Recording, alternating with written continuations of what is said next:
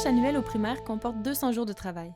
La semaine régulière de travail est de 5 jours du lundi au vendredi et comporte en moyenne 32 heures ou sur une base annuelle 1280 heures.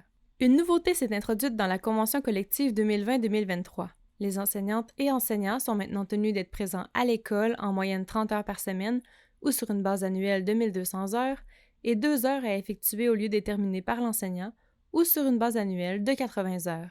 La tâche annuelle se divise en deux grandes catégories d'activités. La tâche éducative TE de 828 heures annuellement, autre tâche professionnelle ATP de 452 heures annuellement. La tâche éducative TE. Il s'agit de tâches expressément confiées par le centre de service scolaire ou la direction de l'école. C'est la direction qui détermine le travail à accomplir. Celle-ci compte pour un total de 828 heures par année ou 23 heures par semaine. La deuxième catégorie d'activités est composée par les autres tâches professionnelles ATP et se subdivise en 3 parties. Les autres tâches professionnelles sont assignées par la direction, c'est-à-dire que c'est la direction qui détermine le travail à accomplir pour un maximum de 252 heures.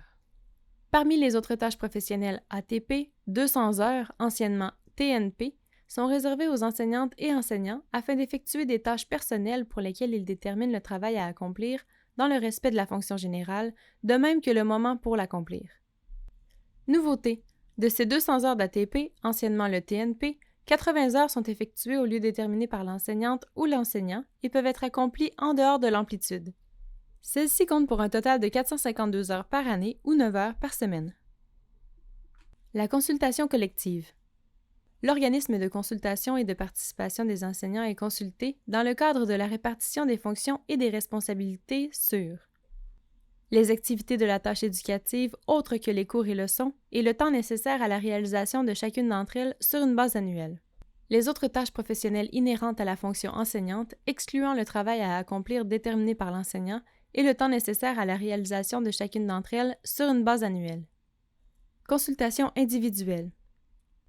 La direction de l'école consulte l'enseignante ou l'enseignant en prévision de l'élaboration de sa tâche annuelle sur les activités de la tâche éducative autres que les cours et leçons, les autres tâches professionnelles inhérentes à la fonction enseignante. Horaire de travail.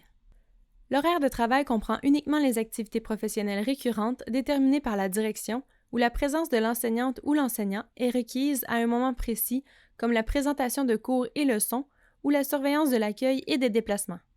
Ainsi, lorsque le travail à accomplir est déterminé par le personnel enseignant ou lorsqu'il ne nécessite pas une présence récurrente à un moment précis, par exemple du temps de rencontre flottant pour un comité, les activités ne figureront pas à l'horaire de travail.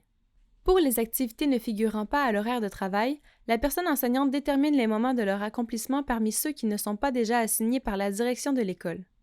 Présence à l'école. L'horaire de travail devra respecter l'amplitude hebdomadaire.